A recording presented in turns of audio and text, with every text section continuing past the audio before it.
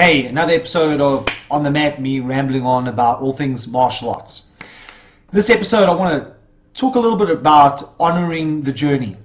And when I talk about this, I really mean that every single person in the martial arts has their own journey that they want to fulfill. I've actually written an article about this on my Embodied Warrior blog, but I thought a video about it is necessary because I see oftentimes there's this tendency in the martial arts world, especially in the modern martial arts world, to narrowly define why somebody should be engaged in the martial art experience. So, for example, it's not uncommon if people are in the reality-based self-defense world to say martial arts should only be focused on self-preservation training.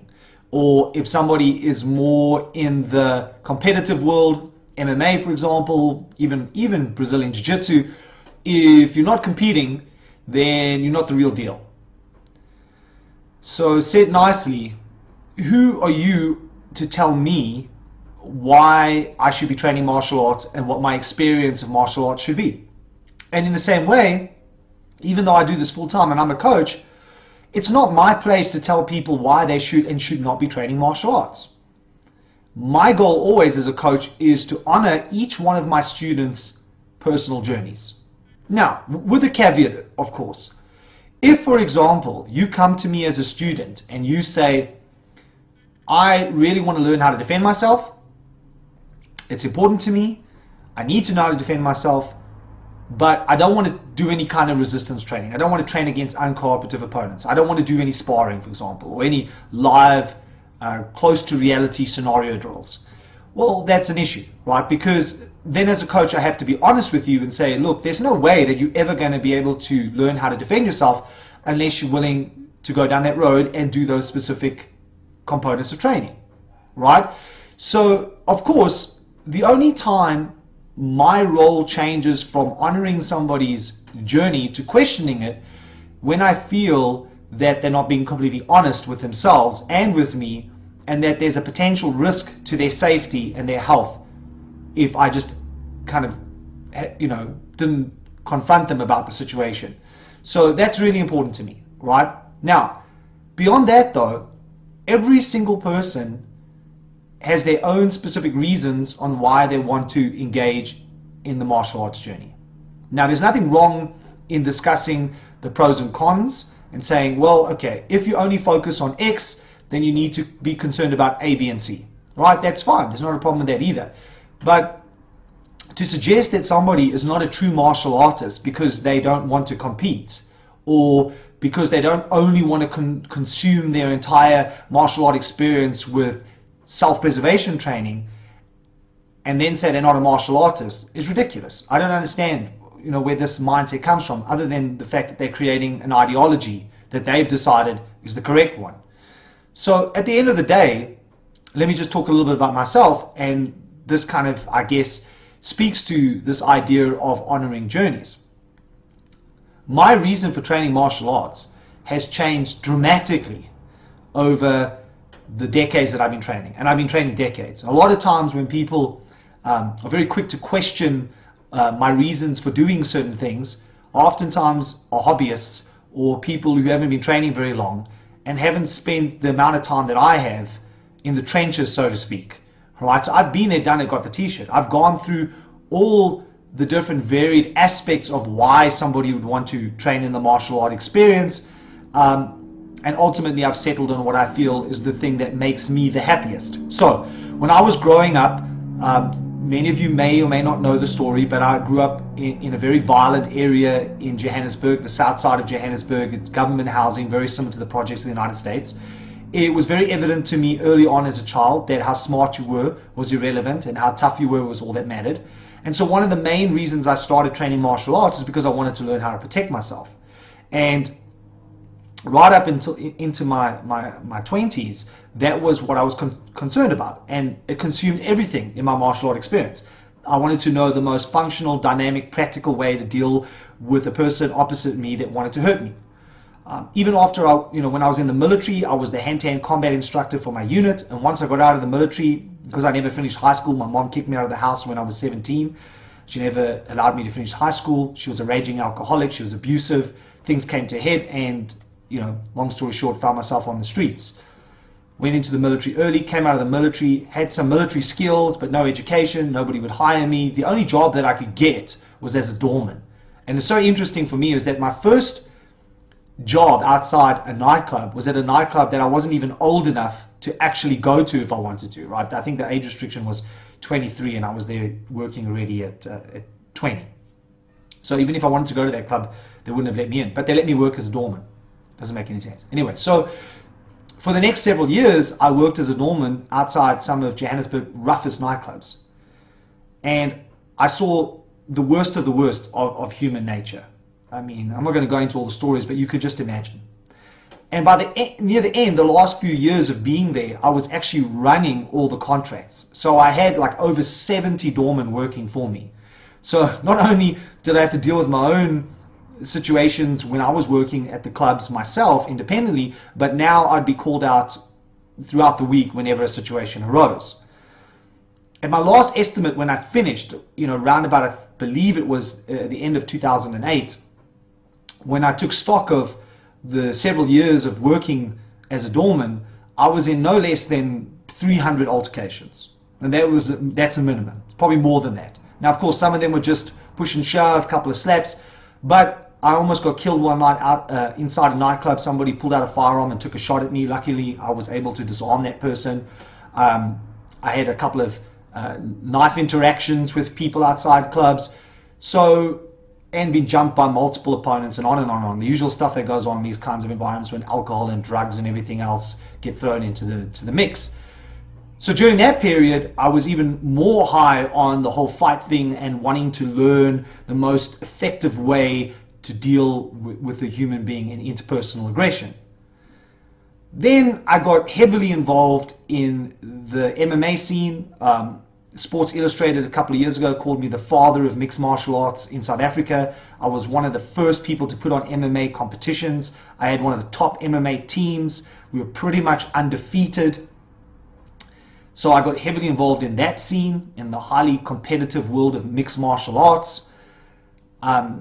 So then my mindset started switching from, purely focused on self-preservation to competitive success. Now, what I didn't mention was, as I was growing up, as a teenager, I competed in karate. I actually fought for the South African Northern Transvaal, which is what is called then a military team for karate. It was a good way to get past and avoid certain things. But, I competed for the team.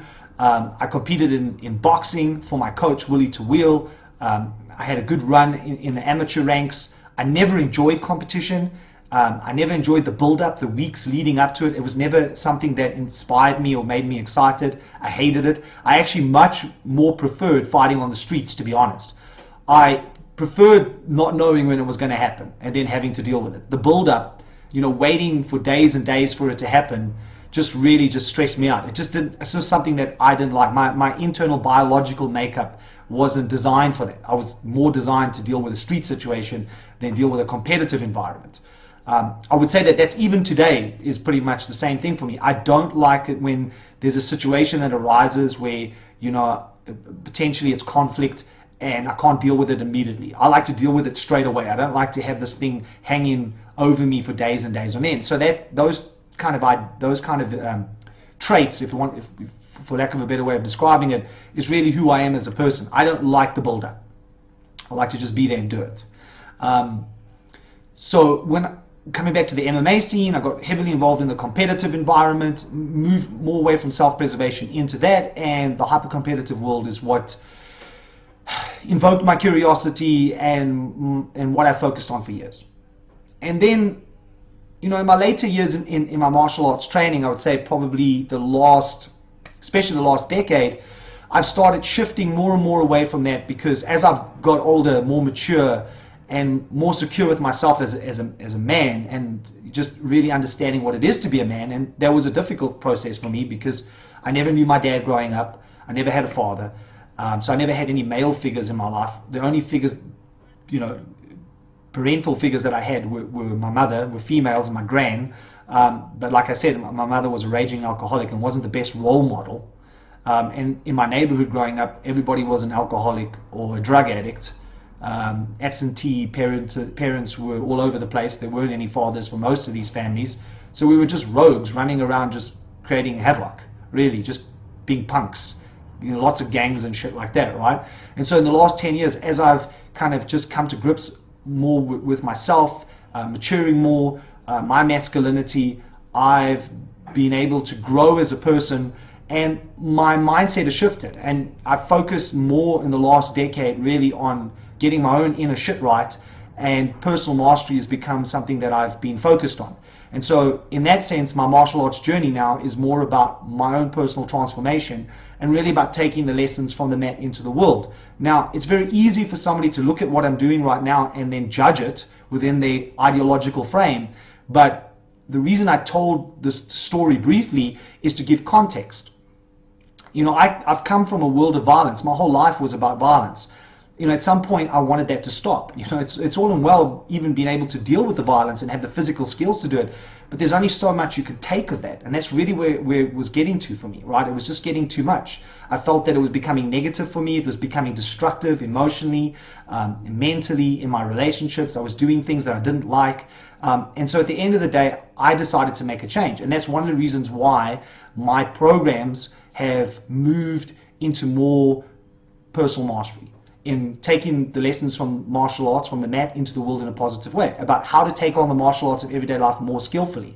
This is the journey that I've decided to take. Now, that's not a journey for everybody, and I recognize that not everybody's going to agree with what I'm saying and even like what I'm doing, and that's perfectly okay. This is why I have a trainer's program, and the trainers within my program are pretty much on a very similar journey to me. That doesn't mean that we don't want to be functional anymore, because we train really hard. We have performance requirements. You have to be functional. You have to be able to play the game. And I also don't believe that this idea of personal mastery is even possible without having game, without actually having that ability to apply what you teach, right? Or what you learn. So you actually have to apply it against resisting opponents. And it's through that application, through resistance, that you grow as a human being, that you become more. That is a realization in the last decade for me, right? Before that, it was all physical. It was all about the martial. I didn't care about the art. It was always in the background. Now I'm bringing those two on an equal playing field. That martial and art are essentially two important ingredients if you want to make your martial arts experience healthy and something that's not going to become destructive to you. And I found that when I was purely focused on the martial, and that's all I was focused on, it was becoming destructive, not only in my life, but in my students' lives. I could see that, right? And so that's another reason why I wanted to make that change. Right? I know that like I said, it doesn't always make me popular. People call me a hippie, blue light, I lost the nerve to fight, those kinds of things that get put out there. Hey, whatever you think about me, that's what you think about me. But I have my own journey. And just like I say to my students, so coming back to what I started off this discussion about, is that I will honor their journey, even if it's not my journey. So my journey isn't a competitive journey. I'm not interested. I'm 40-something years old, and I'm just not interested in competition. I'm just not interested in spending the rest of my life in that world. That's not what I want to be about. But that doesn't mean if somebody comes to me and they genuinely want to compete, that I won't help them, and I have. So probably one of my most well-known students is Costa Ayanu, who was a 4-time EFC champion. When he came to me and he said, listen, Rodney, I want to compete. We talked about the pros and the cons. We talked about, are you doing it for the right reasons? My job as a coach was to train him and to keep him healthy and keep his mindset healthy. And that's what I believe I did. And he competed. I didn't stand in his way. What I'm saying is that each person is entitled to their own journey. I will honor that journey as long as they honor my journey, right? And so I can talk to somebody about the competitive cycle. I can prepare them for competition. I'm happy to do that, but it's not my passion. And if they want somebody to have the same passion as them for that specific endeavor, then they're welcome to go find a coach that will, right? My goal is always to ensure that coming out of whatever goal a student has decided they want to focus on, be that self-preservation, competition, and even self-mastery, that I give them the right information, the right tools, and also keep them safe and ensure that psychologically that they remain healthy, because I've seen the detriment on each one of those paths if done incorrectly. Each one has obstacles. You need to know what those obstacles are. You need to know how to work with them and get around them and not allow them to become a ball and chain that pull you down and ultimately cause you to self-destruct. Martial arts is a beautiful thing, but it can also be a destructive experience. And so I've seen that as well, is that people go into martial arts thinking that it's going to help them overcome certain inner obstacles, only to find that those inner obstacles become amplified. And the reason that happens is because they focus so much on the martial and they don't want to entertain the art.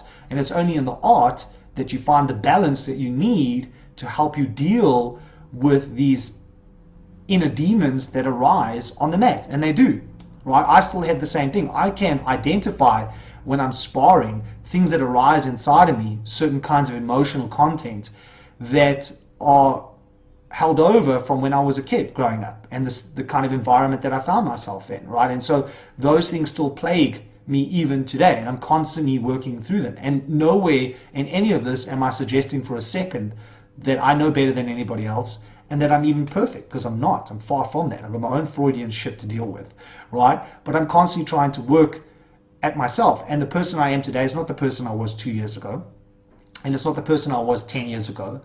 And I've seen my journey on martial arts as a progression, a growth progression. And as I climb to the proverbial top of the mountain, I've started on one path and then decided that that path wasn't the best path for me, and then went on another one. And I would expect that anybody training in the martial arts world will pretty much go through very similar experiences.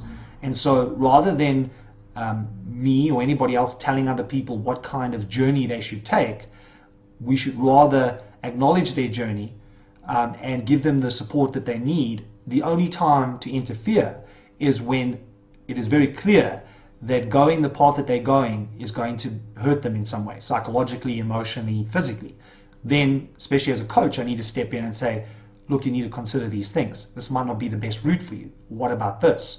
I would argue, and I would say this just purely from my own experience and just my own research, that ultimately, though, the whole point of training martial arts is to overcome the violence inside, is to get to the point where to fight purely to fight no longer holds your attention, and that you transcend the fight altogether.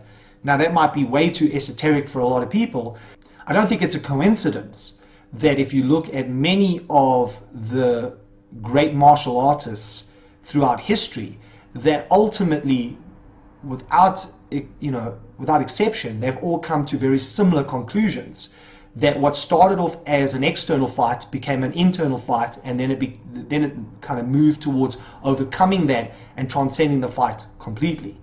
And I would say that that's really what it is to be a martial artist versus just being purely a fighter, right? You can be very skilled at the physical skills, but you could be really bad at the inner skills. And it's really about the inner skills that ultimately will lead to success, not just only on the mat, but in life. There's going to come a time when I can't do what I do and I can't train the way that I train. And I'm hoping that those inner skills that I've developed are going to put me in a very good position to live a life of value as I continue to move through this planet and make a difference, because that's really what it's about for me. So let's honor each other's journey. And just because my journey is different to yours doesn't make yours any less important, or vice versa. This is the path that we have chosen as martial artists, and as we travel this path, we might cross each other on that path. And when I see you, let's shake hands and recognize the martial artist in each of us.